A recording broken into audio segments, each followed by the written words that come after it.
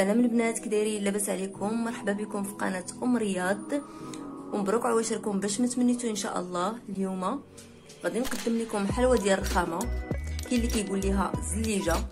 كنتمنى تنال الاعجاب ديالكم. حلوه سهله بلا فران، كتجي زوينه وهشيشه، وحلوه اللي هي كتصلح للمناسبات وعزيزه على الدراري الصغار. كنتمنى تعجبكم وتجربوها ان شاء الله. دابا نمشيو باش نقدم لكم المقادير ديالها وشوفوا طريقه التحضير. هادو هما المقادير ديالنا ديال حلوه الرخامه. كنحتاجوا ليها الكاوكاو، الكميه المتوفره عندكم. انا هنا عندي 250 غرام ديال الكاوكاو، وعندي هنا 300 غرام العسل، 300 غرام ديال الشوكولاط الاسود، 90 غرام ديال الشوكولاط الابيض. عندك الشوكولاط الابيض والشوكولاط الاسود غادي ندير غير الكميه اللي غادي نحتاج بالنسبه لهاد الكاوكاو، والعسل كذلك غندير الكميه اللي غتجمع ليا. انا غنخلي لكم في رابط الوصف الكميه اللي احتاجيتها بالضبط لهاد الكميه ديال الكاوكاو. غندير لكم في رابط الوصف المقادير مضبوطه. بالنسبه للكاوكاو، اللي ما بغاش يدير كاوكاو ممكن يدير اللوز. انا كنفضل هاد الحلوه، كتجي روعه الصراحه بالكاوكاو، تعجبني احسن من اللوز. بالنسبه اللي ما كيبغيش الكاوكاو ممكن يدير اللوز حتى هو كيجي زوين. دابا بقى لنا غير نبداو باش نصاوبوا هاد الحلوه. اول حاجه كنحتاجوها، كنشدوا الكاوكاو كنحمروه، كنديروه في الفران كيتحمر.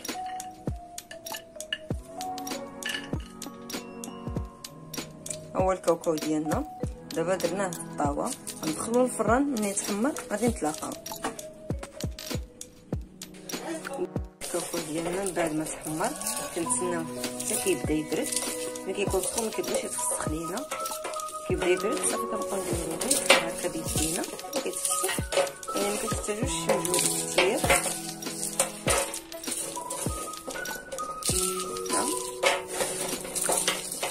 شوف دغيا كيتفسخ. هو الا بغيتو تفسخو هو سخون ما غاديش يتفسخ، لكن تسناو حتى يبرد. تفسخو الكاوكاو ونتلاقاو.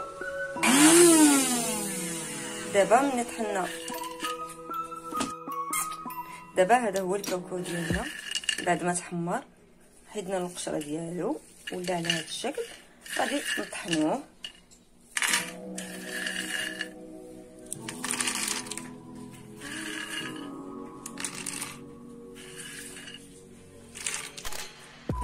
نطحنوه، ماشي غادي نطحنوه بزاف، غادي غير نهرمشوه.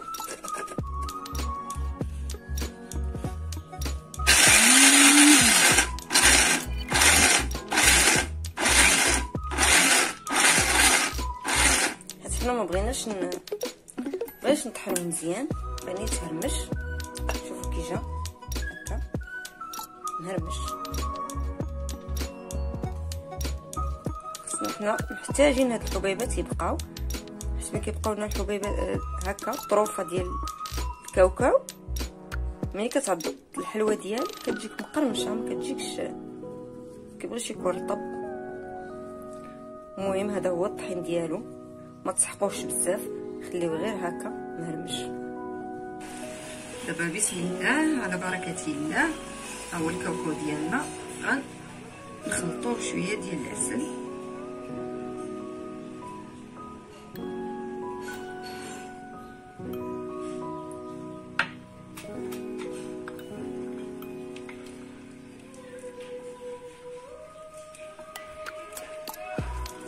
نحاولوا نجمعوه مزيان بالعسل، يتخلط، مكيبقاش الكاوكاو معزول بوحدو.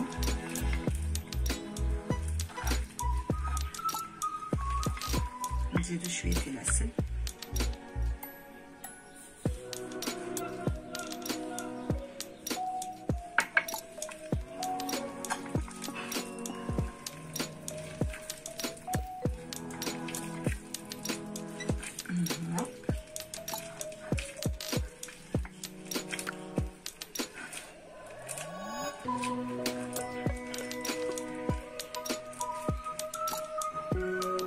بعد ما جمعنا الكاوكاو ديالنا بحال هكا، ها اللي شطنا من العسل، زليفه العسل شطنا منها شويه، تقريبا نقولوا نصف الكميه خدمنا بها. دابا غنطلقوا الخليط ديالنا هنا.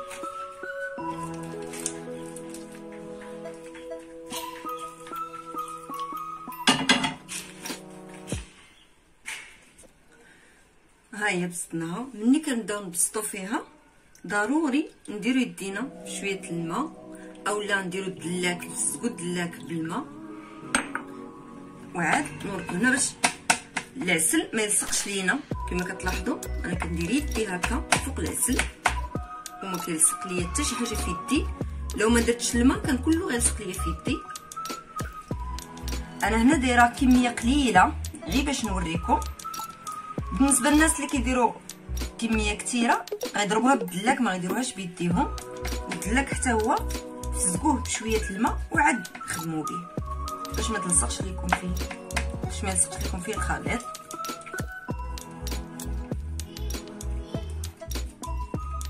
هكا خصو يجي متساوي. السمك خصو يكون عندهم سمك واحد، ما يكونش شي غلاط شي رقيق. ودابا من بعد ما طلقنا الخليط ديالنا كامل جا على هذا الشكل، غنمشيو ندوبو الشكلاط ديالنا. ودابا من بعد ما دابنا الشكلاط هكا كتلاحظوا البريو اللي في هذا الشكلاط.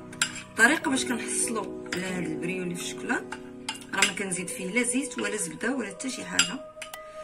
شنو كندير ليه؟ كنديرو في باماغي عادي من مريم، كندير نص ديال الشكلاط حتى كيذوب كيطلق مزيان، كنطفي البوطه وعاد كنزيد النصف الاخر كيذوب غير بالحراره ديال الشكلاط، ومن بعد كيجي على هذا الشكل. دابا غنغطيو الوجه ديال هاد الحلوه.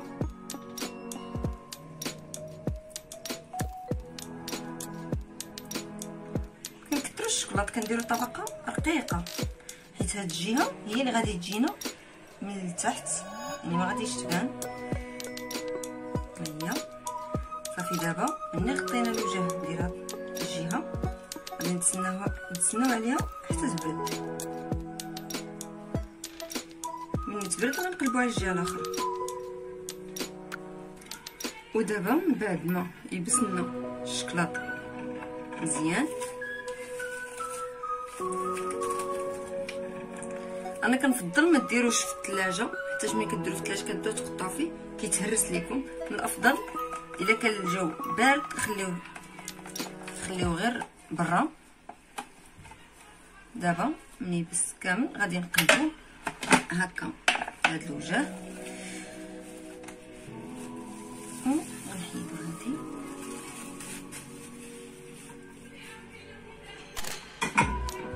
دابا شوفوا الشكلاط ديالنا من بعد ما الشكلاط ديالنا داب.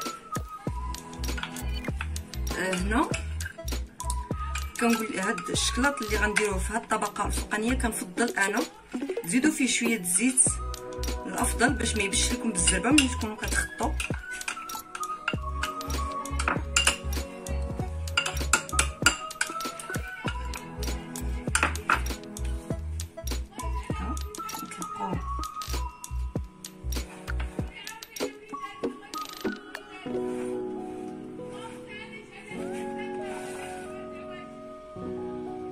بعد ما طلقنا هاد الوجه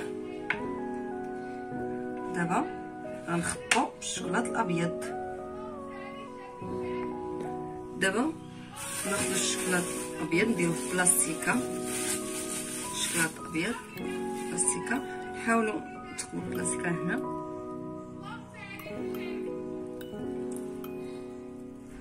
ودابا غنبداو نخطو بهذا الشكل، نديرو خطوط هكا،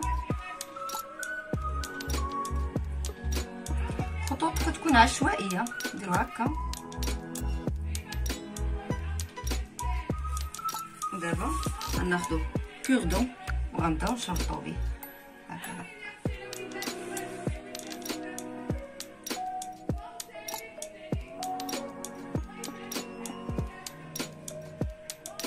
دابا ملي شغلتناها غنتسناو عليها تبرد، وديك الساعه نتلاقاو باش نقطعوها.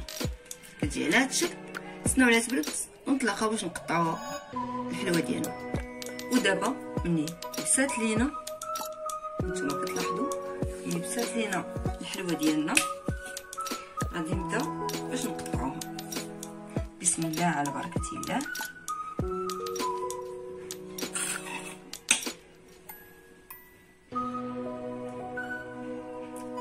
انا غنقطع طريفات صغار، انا كيعجبني الحلوه تكون صغيره.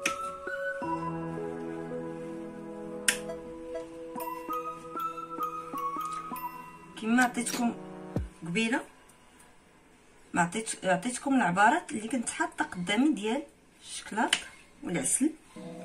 قلت لكم ملي غنسالي الحلوه ديالي غنشوف شحال هزات ليا ديال الشكلاط والعسل، ونقول لكم ونخلي لكم في الرابط ديال الوصف. دابا هذا هو دابا انا ساليت الحلوه ديالي وعرفت شحال خدات ليا. بالنسبه للشكلاط الاسود خدات ليا 100. بالنسبه للشكلاط الاسود الشكلاط الاسود قلت لكم 300 غرام في الاول، مي انا ما استعملتش 300 غرام. الشكلاط الاسود فقط 230 غرام هي اللي احتاجيت للكاوكاو. الكاوكاو 250 غرام. 250 غرام ديال الكاوكاو، 250 غرام ديال الكاوكاو خدات ليا ديال الشكلاط الاسود 230 غرام ديال الشكلاط الاسود، و60 غرام ديال الشكلاط الابيض، و40 غرام ديال العسل. هادشي اللي خدات ليا، ما خداتش ليا بزاف. انا كيف ما قلت لكم هنا درت غير شويه جهد طبيصيل صغير باش نوريكم الطريقه ديال هاد الحلوه. سهله، كتاخدش وقت كتير. ملي كنقطعوها كناخدو كويغطات صغار بحال هكا،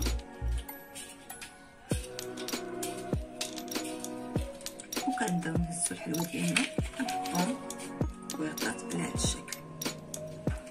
هادي هي الحلوه ديالنا، ها هي كيفاش كتجي. انا قطعت هنا طرفه صغار، ممكن ديروها طرفه كبار كما حبيتو. اللي ما بغاش يديرها بحال هكا على شكل معين يقدر يديرها كاري. كيفاش كتجي زوينه الصراحه. الدراري الصغار كيحماقوا عليها.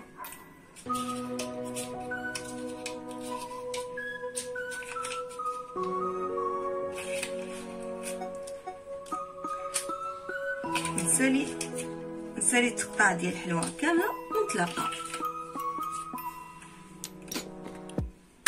من بعد ما سالينا الحلوه ديالنا التقطاع كامله ودرناها في كويغطات، كتجي على هذا الشكل كما كتلاحظوا،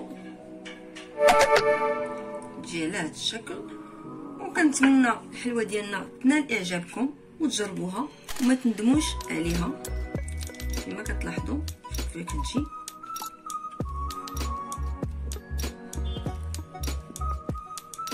هي وكتجي هشيشه رطبه.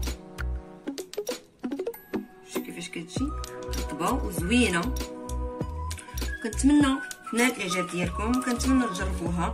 هي حلوه سريعه بصراحه، ما كتحتاج لا فران ولا حتى شي حاجه. بالنسبه للكاوكاو او الفول السوداني ممكن تحمروه في الفران او لا في المقيله، كيتحمر وكتخدموا به، كيجي زوين الصراحه. اش غنقول لكم مبروك عواشركم باش ما تمنيتوش ان شاء الله. وكنتمنى ديروا لايك وسبسكرايب وضغطوا على الجرس باش يوصلكم اي جديد.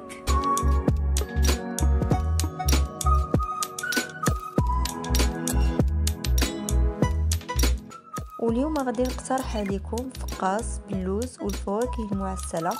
كيجي زوين ورائع وخفيف شي حاجه اللي سهله وسريعه في التحضير. وهانتوما كتشوفوا الشكل ديالو كيجي بحال هكذا. دابا غنخليكم مع المقادير الطريقه ديال التحضير ديالو.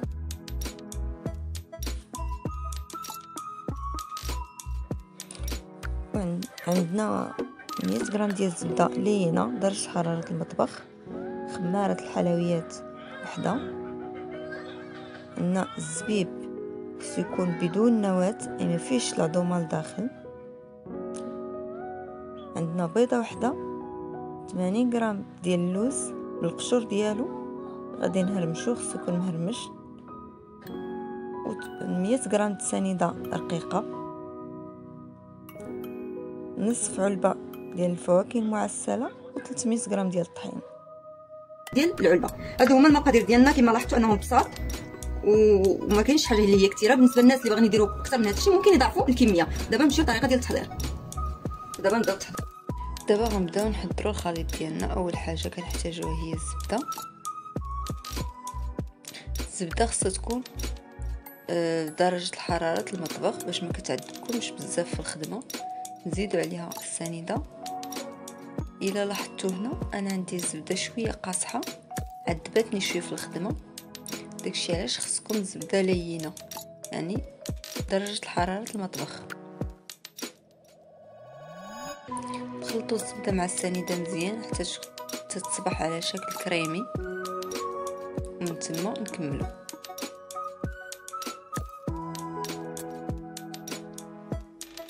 ومني كيصبح عندي الخليط بهذا الشكل كنزيد عليه بيضه ونخلطو مزيان حتى ما كيبقاش البيض كيبان.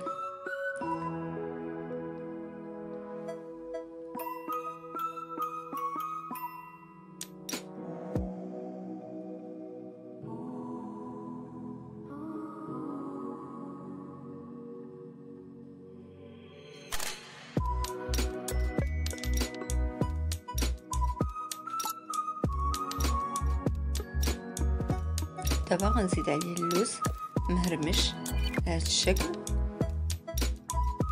يكون مهرمش غليظ كما كتلاحظوا، وبالقشره ديالو. نخلطوا اللوز مع الخليط ومن بعد نزيدوا الزبيب.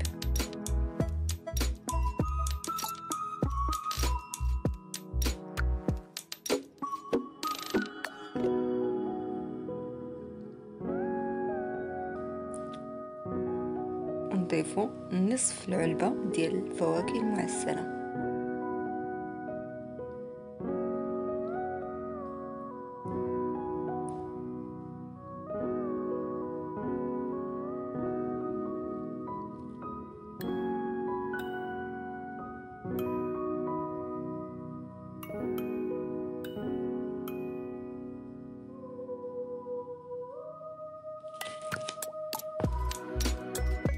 ودابا ملي خلطنا هاد العناصر كامله ما بقى لنا غير نزيدو الخميره والطحين. دابا نديرو الطحين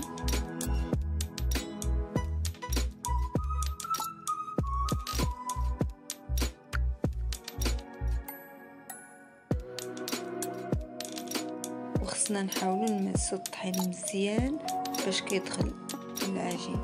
نزيدو نصف ملعقه ديال الخميره الحلوه،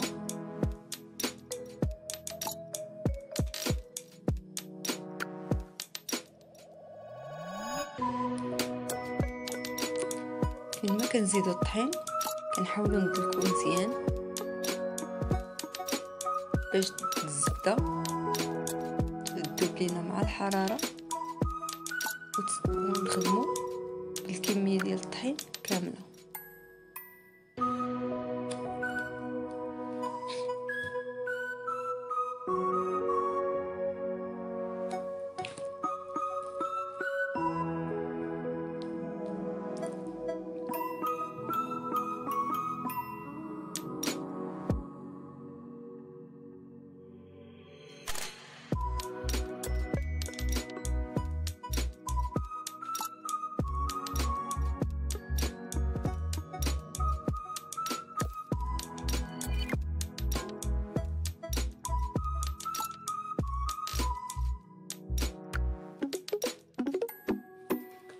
هنا بالنسبه للعجينه غادي نقطعوها على 3 باش كيجينا الفقاس ديالنا صغير. بالنسبه اللي كيبغي الفقاس كبير ايضا يقطعها غير على 2 باش كيجي الفقاس كبير. ومن بعد غنبقاو نلويو فيها بهذا الشكل، كنديروها على شكل حريبلات، وكنحاولوا نزيروا مزيان الحرابل ديالنا باش ما كيدخلش ليهم الهواء وكيجيونا مزيانين.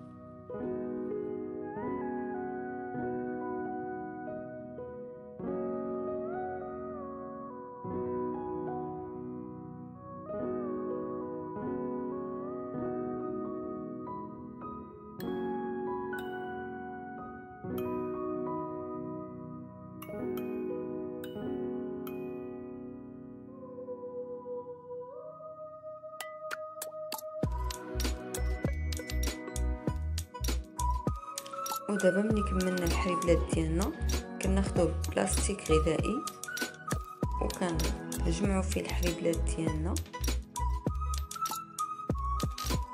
كنزيرو مزيان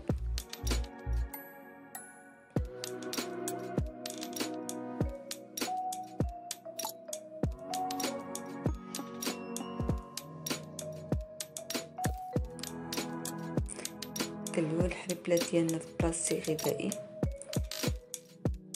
نلويهم ب3 ومن بعد ندخلوهم المجمد نخليوهم حتى كيتجمدوا مزيان، ومن بعد نخرجوهم باش نقطعوهم.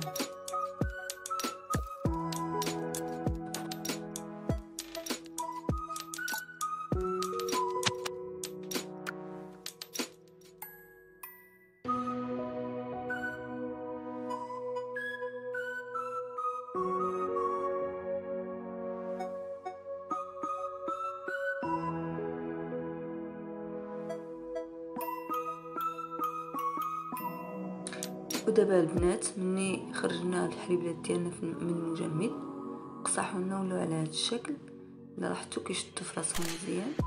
من بعد غادي نحيدوا لهم البلاستيك الغذائي وغادي نقطعوهم على الشكل اللي بغينا. بامكاننا نقطعوهم بشكل دوائر او شكل مائل. انا هنا قطعتهم بشكل دائري، ولكن بالنسبه اللي بغى يقطعهم بشكل مائل ممكن يقطعهم بالشكل اللي بغيتو.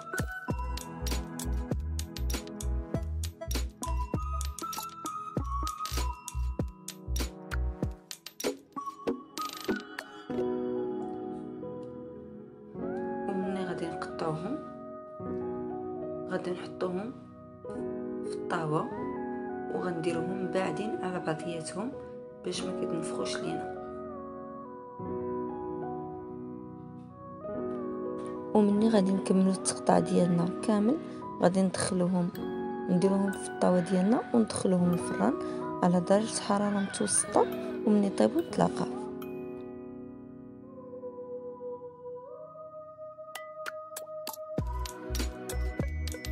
ودابا البنات هذه الحلوه ديالنا من بعد ما طابت كتجي على هذا الشكل. غير نصيحه مني تحطوها في الطاوه بعدوها على بعضياتها، حيت باش ملي تنفخ كتبقى على الشكل اللي درتوها فيه. درتوها دائريه او مايله، ما تلصقوهاش مع بعضياتهم. وهذا هو الشكل النهائي ديال الحلوه ديالنا، وبالصحه والراحه، وكنتمنى تنال الاعجاب ديالكم. وما تنساوش تضغطوا على لايك وسبسكرايب وتضغطوا على الجرس باش يوصلكم كل جديد ديالنا. وكنتمنى الوصفه ديال اليوم تنال الاعجاب.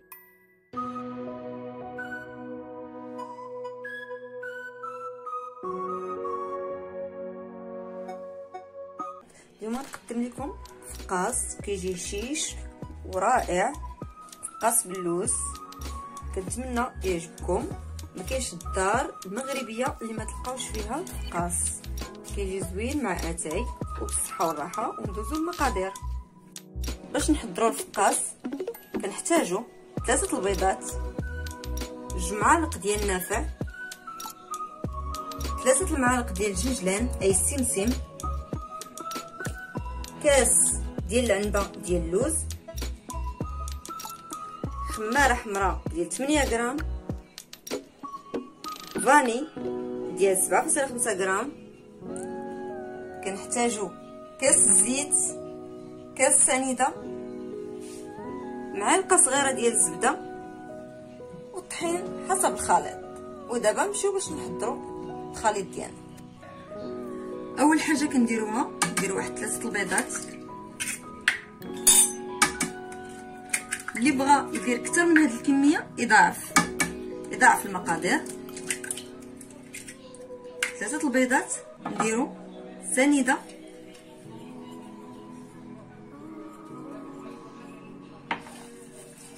نخلطو مزيان تذوب لينا السنيده مع البيض.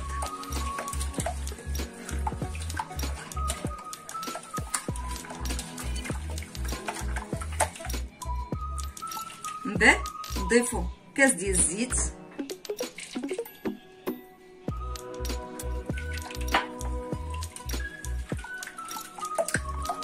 نخلطو حتى ينسجم لنا الزيت مع البيض، ما يبقاش الزيت معزول بوحدو.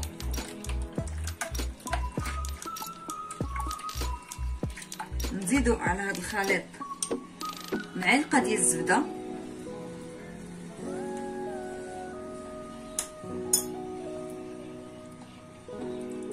الزبده كتخلي الفقاس كيجي هشيش وزوين، كيجي مرمل.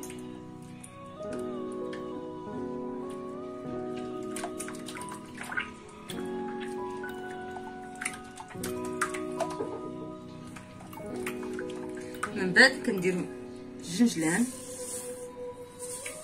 او السمسم، وكنديرو النافع ديالنا. بالنسبه للجنجلان والنافع انا ما حمرتهم ما والو، خليتهم هكاك لا تحمار. اصلا هما ملي كيدخلوا الفران كيطيبوا مع الحلوه، كتجي ديك التقاميشه ديالهم، يعني ما كاينلاش نحمرهم. من بعد ندوحو اللوز ديالنا،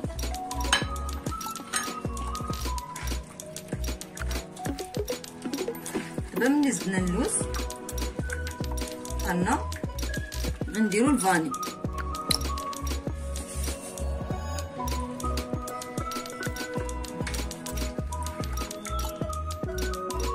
وفي الاخر غنبقاو نديرو الطحين.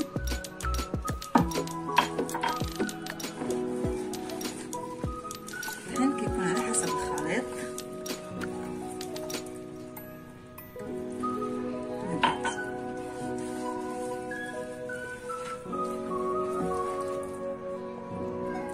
وفي هذه المرحله غنزيد خماره ديال الحلوه وحده.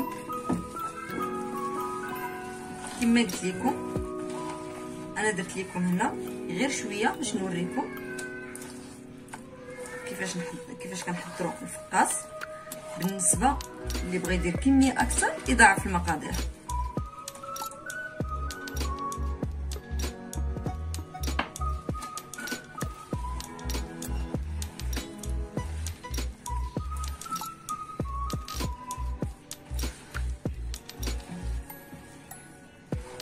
نقص الطحين،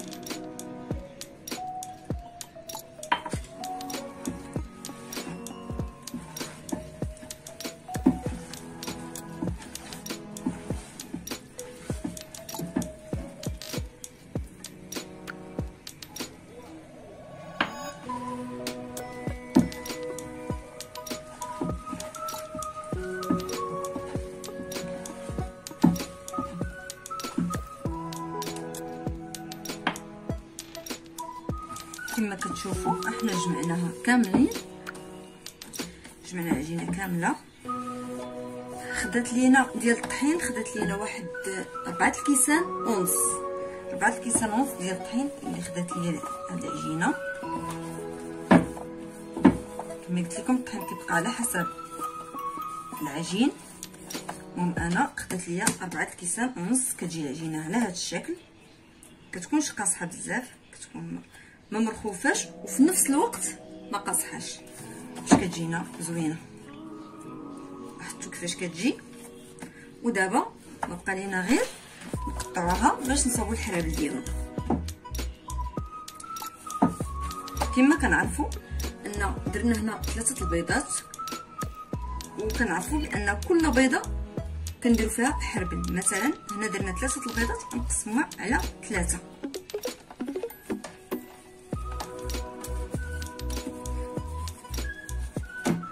انا بالنسبه ليا بغيت نديرو هكا صغير، بالنسبه اللي بغى يدير فقاس كبير ممكن يقسمو غير على 2.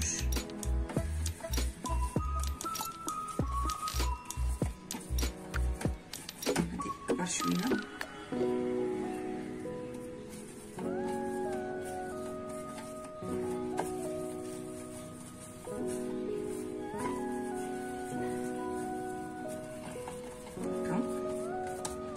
البلاد ديالنا هكا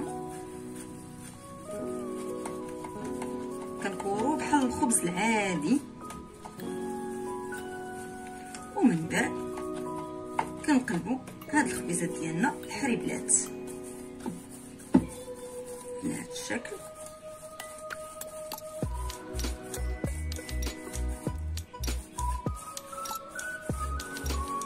ونهزو ونحطو في الطاوه ديالنا.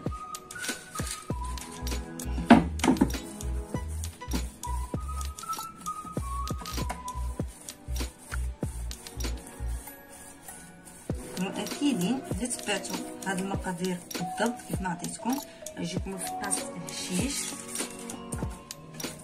وبدون خسائر.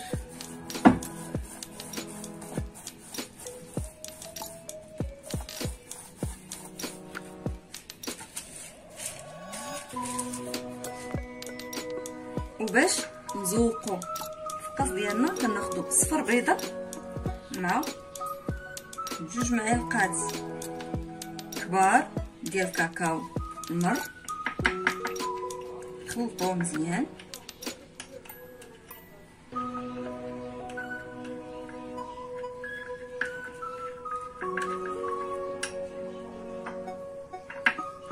زيدوا عليه شويه ديال الماء، شويه باش يطلق لينا مزيان.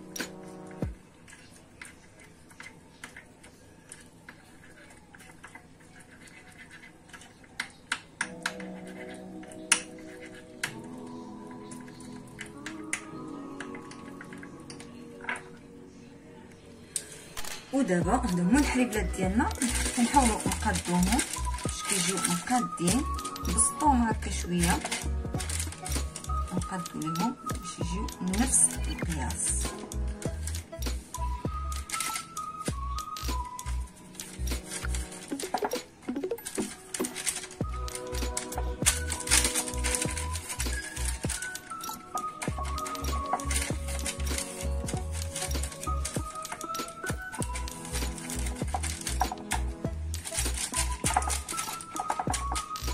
ودابا من بعد ما قديناهم غادي ناخذوا الخليط اللي خلطنا ديال صفرة البيض والكاكاو مع شويه الماء، طلقناهم جاو على هذا الشكل.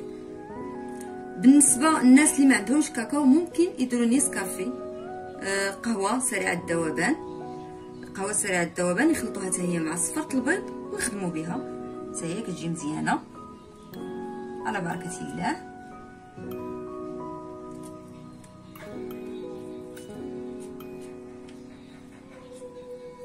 نحاولوا ندهنوا البلايص كاملين، حتى شي بلاصه تبان بيضه.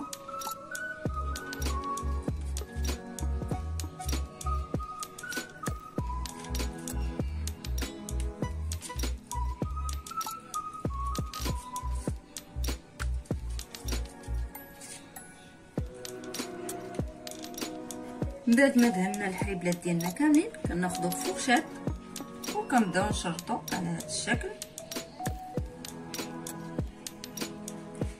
شرطوها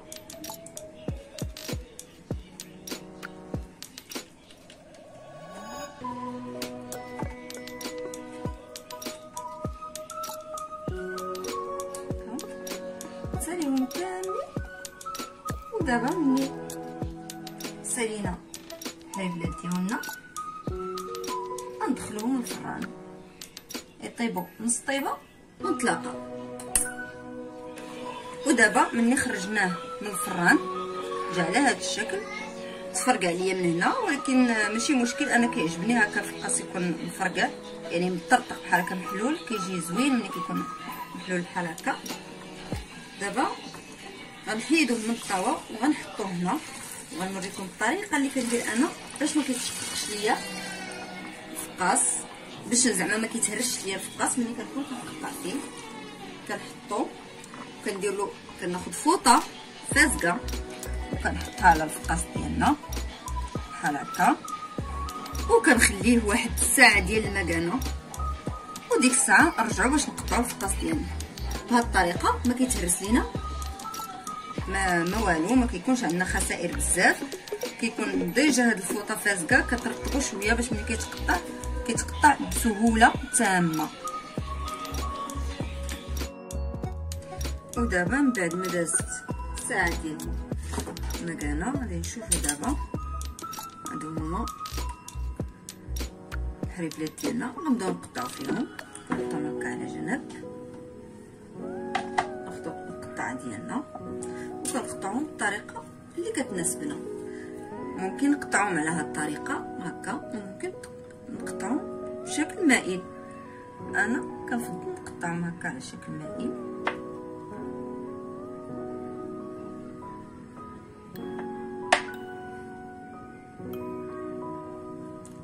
على الطريقه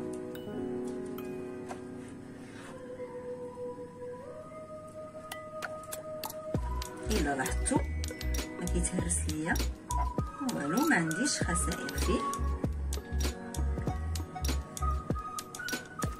هانتوما كما كتلاحظوا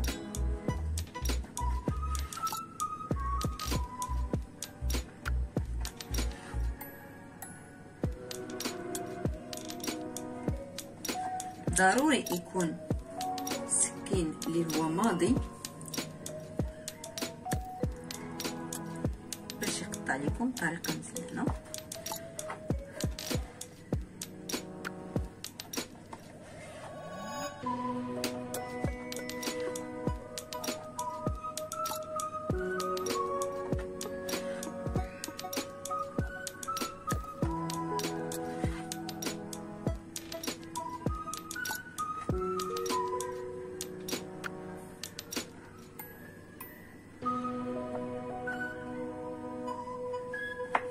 ودابا هذا هو الفقاس ديالنا كما كتلاحظوا، حتى حاجه ما تهرسات لينا كما كتشوفوا هكا. هما الفقاقصات ديالنا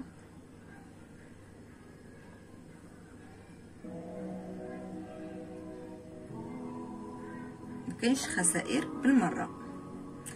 نصفوهم في الطاوه ونتلاقاو. كما كتلاحظوا انا هنا كملت الحرابل ديالي كاملين في التقطاع، وهذا هو التهراس اللي تهرس ليا شويه من هذوك الحرابل ثلاثه. ها هي الطاوه ديالي درت فيها الفقاقصات ديالي، ما بقى ليا غير ندخلهم الفران. انا غندخلهم الفران، كنكون الفران ديجا مسخناه، كيكون على درجه حراره مرتفعه باش كيتقرملوا لنا الفقاقصات. منين يطيب الفقاص ديالنا نتلاقاو. ودابا البنات منين طاب الفقاص ديالنا كيجي على هذا الشكل، كيجي في المنظر جد رائع كما كتلاحظوا. الشكلاط ها هو اللي درنا فيه من الجناب، كيجي زوين، كيعطي واحد الديكور رائع. واللوز كما شفنا ما قطعتوش، ما هرمشتو، ما رقدتو في مزهر، ما رقدتو في الماء، ما والو، درتو هكاك غير غسلته من الغبره وخدمت به. ملي كنقطعو ما كيتهرش ليا، كيجي هكا ما كتلاحظوا. اللوز كيجي باين وما كيهرش ليا. كما كتلاحظوا انا ما كانوش عندي خسائر بزاف، حقاش الطريقه اللي قلت لكم انا كنفزقوا فوطه وكنحطوها فوق منهم واحد الساعه، ومن بعد من تفوت الساعه ديالنا كنحيدو الفوطه وكنقطعو الفقاص ديالنا. ولا حبينا نخليوها اكثر من ساعه ماشي مشكل، المهم ان ديك الفوطه ما كتخليش لنا الخسائر ديال الفقاص، كيجي زوين. المهم بلا ما نطول لكم كتر، اليوم غنقدم لكم هذه الحلوه ديال الشكلاط وباسطا. كتجي زوينه بصراحه ومنظر رائع. كنتمنى تجربوها وما تندموش عليها. وما نطولش عليكم بزاف، نمشيو للمقادير. بسم الله على بركه الله. نقدموا المقادير. هنا عندنا كيلو ديال مايزينا اي نشاط ذره، ولكن ما غنحتاجوش كامل، غنحتاجو غير كيلو الا ربع. عندنا 5 البيضات، 130 غرام ديال السنيده رقيقه، السكر حبيبات رقيقه، عندنا 250 غرام ديال الزبده درجه حراره المطبخ، عندنا الشكلاط، عندنا باسطا. الشكلاط وباسطا كيبقاو للتزيين. ودابا على بركه الله نبداو في التحضير. اول حاجه كنعزلوا صفرة البيض على البيض، كنعزلوه حيتاش البيض كنخدموا به هو الاول عفوا الصفر كنخدموا به هو الاول والبيض كنضيفوه في الاخير. صافي كنعزلو كما ما شفتوا بحال هكا. الصفر كنحيدو، عندنا 5 البيضات كنحيدو ليهم الصفر ونحتفظوا بالبيض.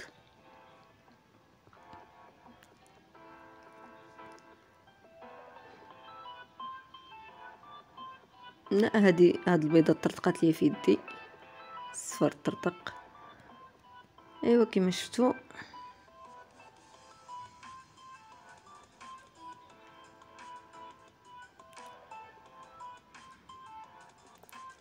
ديالنا. نحتفظوا بالبيض جانبا ونضيفوا على 5 ديال صفرة البيض، نضيفوا عليهم سنيده 130 غرام. انا كنعاود المقادير باش حتى اللي ما شداش في الاول يشدها في التالي. ونضيفوا عليهم 250 غرام ديال الزبده درجه حراره المطبخ. هنا شويه كانت عندي الزبده قاصحه، نتوما من الافضل تكون عندكم لينه على هذه. كنمعسوها مزيان حيت كل ما كانت قاصحه كتعذب في الخدمه. كنخلطوا المقادير ديالنا مزيان، كنمعكوها مزيان حتى كتنسجم لينا العناصر كامله وما كيبقاوش الحبيبات ديال الزبده كيبانوا كيطلقوا. كما كتلاحظوا هنا انا كنورك عليهم مزيان باش كتذوب لي الزبده مع الحراره. انني كنخدم يدي، كنحرك يدي مزيان باش تذوب لي الزبده. هي كتبغي شويه الخدمه ولكن راها سهله ودغيا كتحضر. وراه كما شفتوا ما كاينش مقادير بزاف اللي غادي بنادم يدوخ فيهم. نسيت هذه درت هذه فيها مقادير قلال بزاف. وها انت صيبتي الحلوه ديالك. هاد الحلوه بصراحه خصها تكون في كل منزل، ما خصهاش تخطى المنازل المغربيه. كما كتلاحظوا كنخلطوا العجين ديالنا مزيان ونبداو العناصر كينسجموا.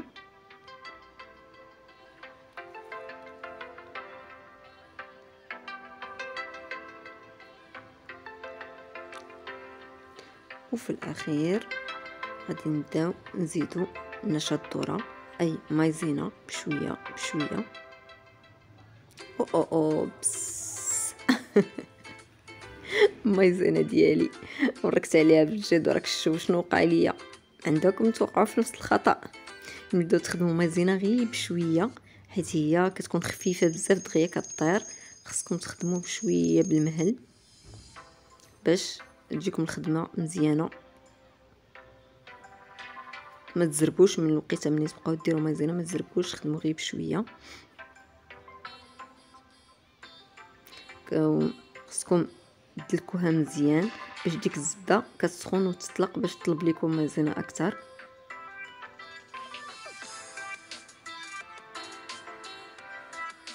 دابا دعكتها مزيان حتى نشفات، وغنزيد عليها هذاك بيض البيض اللي بقى ليا من البيض اللي عزلته على الصفر المره الاولى.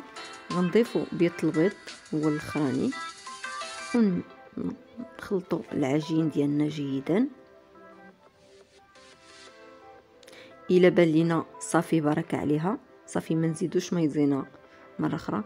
والا بانت لينا انها سايحه بزاف نزيدو شويه ديال نشا الذره باش كتجمع لينا.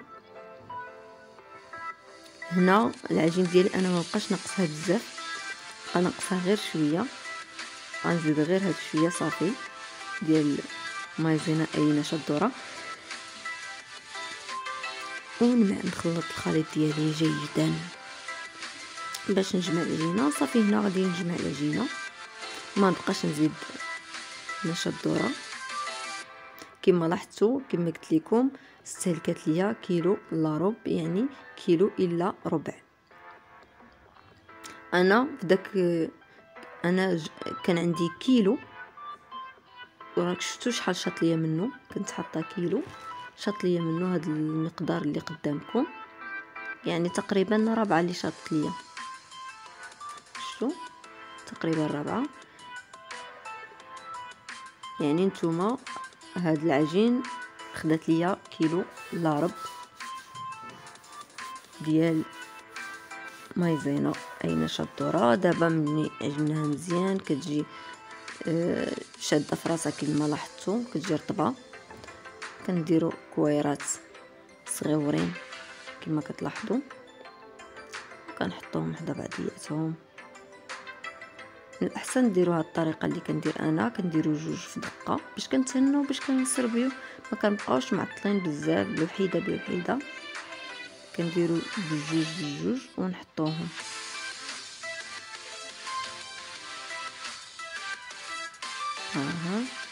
هذه طريقه زوينه، كتشدش الوقت بزاف، دغيا كتوجد. كما كتلاحظوا انا كنلوي الكويرات ديالي. ملي غنعمر الطاوه ديالي غندخلها للفران على درجه حراره متوسطه، ما كتاخذش الوقت بزاف في الطياب.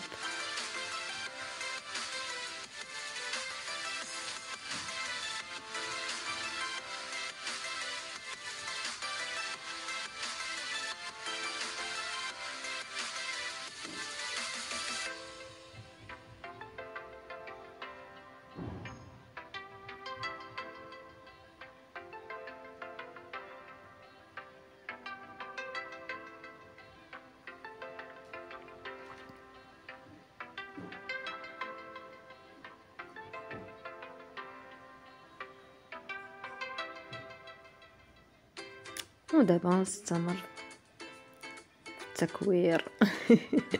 دابا ملي كورت الكويرات ديالي كاملين سالي، دابا غنمشي ندخلها للفران، غنشعل عليها العافيه من التحت درجه حراره متوسطه حتى كتحمر ليا من التحت، ومن بعد كنهبطها الفران، يعني كنشعل عليها العافيه من الفوق باش كتحمر ليا غير شويه من الفوق وكتصبح واجده. هي ما كتاخذش بزاف الوقت في الطياب، تقريبا 10 دقائق.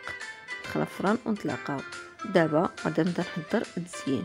غناخذ باسطه اللي قلت لكم غنفرتتها غير بيدي، راه ساهله دغيا كتفرتت كما كتلاحظوا، راه كنوريك عليها غير بيدي راه كتفرتت، اسهل منها ما كاين. كيحتاج حتى التزيين ديالها ساهل، ما كيحتاجش وقت كثير، ما كاينش شي مجهود.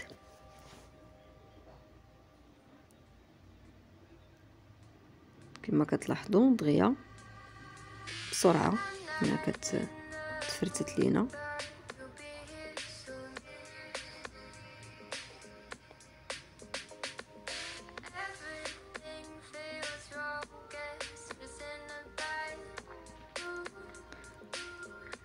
نكتفيو بهذا القدر حتى لو بقى ناقصنا وغنزيدو.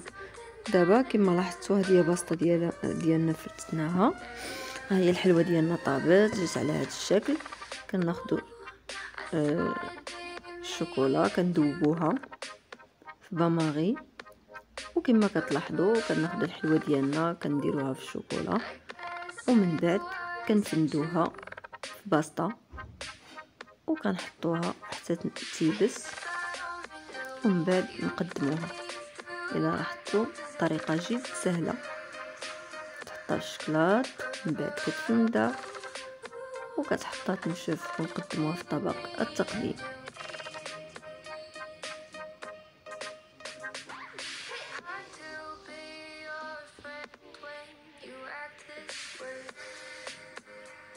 كيجي المنظر ديالها رائع بصراحه، كنتمنى تجربوها وتردوا عليا.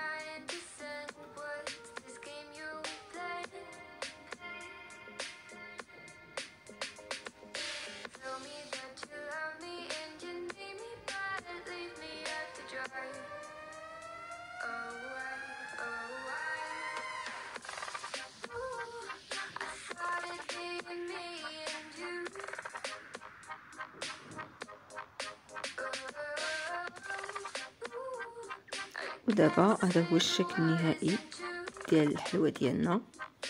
درت على هذا الشكل، كتجي المنظر رائع بصراحه، كتجي زوينه. وحتى المذاق كنتمنى تذوقوها.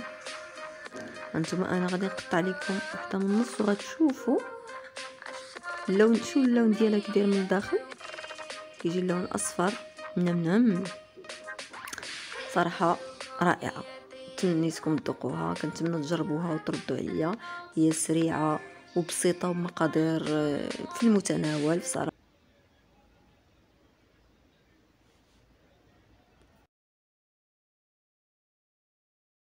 نتمنى الفيديوهات ديالي تنال الاعجاب ديالكم، وما تنسوناش باللايكات ديالكم والتشجيعات ديالكم، هي اللي كتحفزنا باش نزيدو لقدام. المهم ما نطولش عليكم اكثر، دابا نمشيو نشوفوا المقادير ديال الحلوى المالحه. الناس اللي كيعانيو من مرض السكري اولا كيديروا حميه، نمشيو نشوفوا المقادير. ودابا البنات هادو هما المقادير ديالنا اللي غنحتاجو الحلوى المالحه.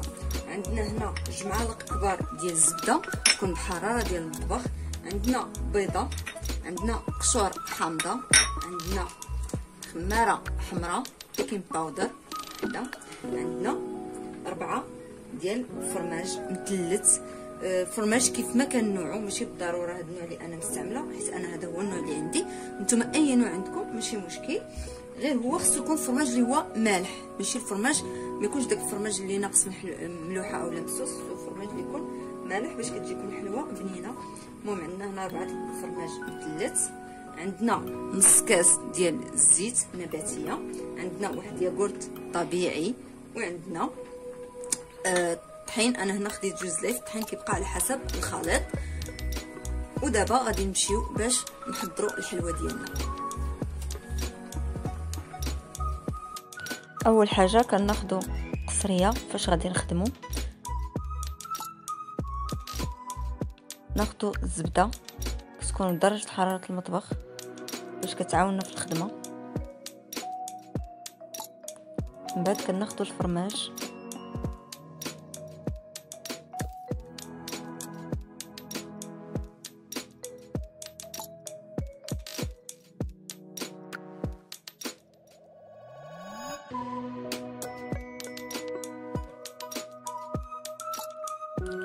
كنزيدوا عليهم قشره ديال الليمونه كوكا. من الاحسن يكون الليمون الحامض يكون خضر باش كيعطي نكهه زوينه. اللي ما عندوش قشره الليمون الحامض يدير اي نكهه متوفره عنده. وناخذوا ياغورت طبيعي. ودابا من بعد نخلطوا العناصر ديالنا كاملين حتى يتجانسوا مع بعضياتهم.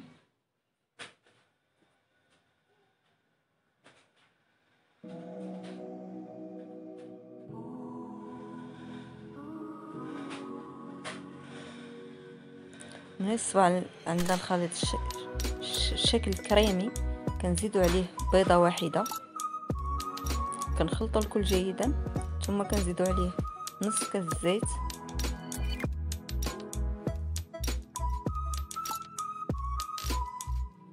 ملي كتخلطوا عندنا العناصر كاملين كنزيدوا واحد القبيصه ديال الملحه، وكناخذوا الطحين كنبقاو نزيدوا شويه بشويه، وكنزيدوا خماره حمراء. نستمروا في خلط العجين واضافه الطحين حتى كتجمع لينا العجينه. كتولي عندنا العجينه كما لاحظتوا لينه. استغرقنا في هذا العجين زلافه ونصف ديال الطحين. زلافه ونصف ديال الطحين كانت كافيه باش تجمع لنا العجين ديالنا. ودابا قسمنا على كويرات ونبداو الخدمه. ناخذ الدقيق نديروه شويه منه على سطح العمل، نحطوا العجينه ديالنا فوق الدقيق ونديروا شويه الطحين الفوق ديال العجينه. ندلكوا العجينه ديالنا بالمدلك، نطلقوها مزيان حتى ناخذ السمك اللي حنا بغينا، ما تكونش رقيقه بزاف وما تكونش غليظه بزاف، خصو يكون متوسطه ويكون السمك متساوي، ما تكونش بلاصه رقيقه وبلاصه غليظه، خصها تكون نفس السمك باش ما تحرقش لينا في الفران وطيب طياب موحد في الفران. دابا ملي طلقنا العجين ديالنا وخدينا السمك اللي بغينا، كناخذوا هذا المقطع هو اللي غادي نشكلوا به الحليوات ديالنا. بالنسبه لكم اي مقطع متوفر عندكم ممكن تقطعوا به الحلوى. اول حاجه كناخذوها كنديروا بيضه وحده، كنديروا معها شويه ديال الماء وكنخلطوا كلشي مزيان. كنزيدوا البيض كنزيدوا فيه الماء باش ما كتحمرش لينا الحلوى بزاف من الفوق. وكناخذوا الزنجلان، كيكون الزنجلان منقي من قبل وخضر، الزنجلان ما خصوش يكون طايب، خصوش يكون زعما محمر. كناخذوا البيض وندهنوا به السطح ديال العجين ديالنا كامل، حاولوا ما نخليو حتى بلاصه ما فيهاش البيض. من بعد ملي دهنا السطح ديال العجين ديالنا بالبيض، كنديروا عليه من الفوق الزنجلان، كنحاولوا نكثروا الزنجلان حيت كيعطيها واحد النكهه رائعه. قد ما كثرنا الزنجلان قد ما كيجي زوين. نديروا حتى في الجوانب ما نساوهمش.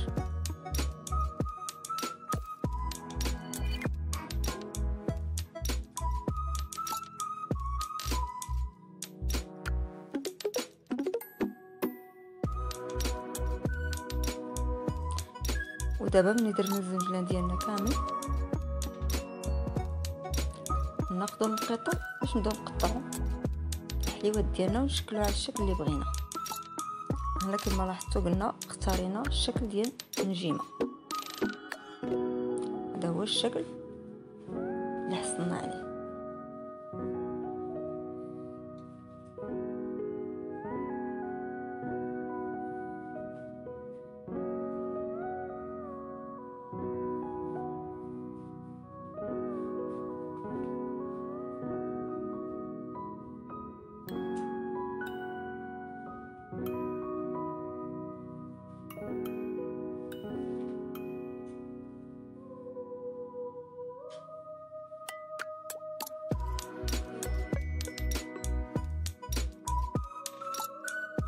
ودابا من بعد ما طابت لينا الحلوه ديالنا، بعد ما شكلناها دخلناها الفران على درجه حراره متوسطه، خصها طيب لينا من الفوق ومن التحت، وما خصناش نخليوها صفرا، خصنا نطيبوها مزيان. الا لاحظتوا هذا هو السمك اللي حصلنا عليه. كيف ما قلت لكم ما خصناش نرقوها بزاف وما نغلطوهاش بزاف باش كتعطينا هذا السمك هذا، كتجي زوينه. هذا هو الشكل اللي شاركته معكم. درت الشكل الثاني نفس العجين، غير هو الفرق ان العجين الاول درت فيه الزنجلان، هذا العجين من الفوق عوضته بالكوك، عوض الزنجلان بالكوك. اما الشكل الثالث فزدت عليه النافع نفس العجين، ضفت عليه النافع حتى هو كيعطي واحد النكهه رائعه. بالنسبه لاي اللي بغى، اللي ما بغاش هاد الزراره اللي درت انا، ممكن يدير اي زراره متوفره عنده كتعجبو النكهه ديالهم، ممكن يضيفهم، راه كيجيو زوينين. هاد الحلوى بسيطه بمقادير اللي بساط ومتواجدين في كل بيت، وفي نفس الوقت ممكن يستهلكوها الناس اللي عندهم داء سكري او كيديروا حميه. حتى الناس العاديين ممكن ياخذوهم، كيجيو زوينين مع كاس ديال اتاي اولا كاس القهوه. بصراحه هي حلوى زوينه وخفيفه، كنتمنى تجربوها وما تندموش عليها، وهي ناجحه 100%. وكنتمنى اي واحد جربها يخليها ليا في الكومنتير ويقول لي كيف جاتو. وما تنساوش تدعمونا بلايكات ديالكم، التشجيعات ديالكم، حيت هما اللي كيخليونا نزيدوا لقدام. ودابا ما بقى ليا غير نودعكم. وقبل ما نودعكم كنتمنى ديروا لايك وسبسكرايب وتضغطوا على الجرس باش يوصلكم كل جديد ديالنا. بسلام عليكم، ونخليكم مع هاد الصور.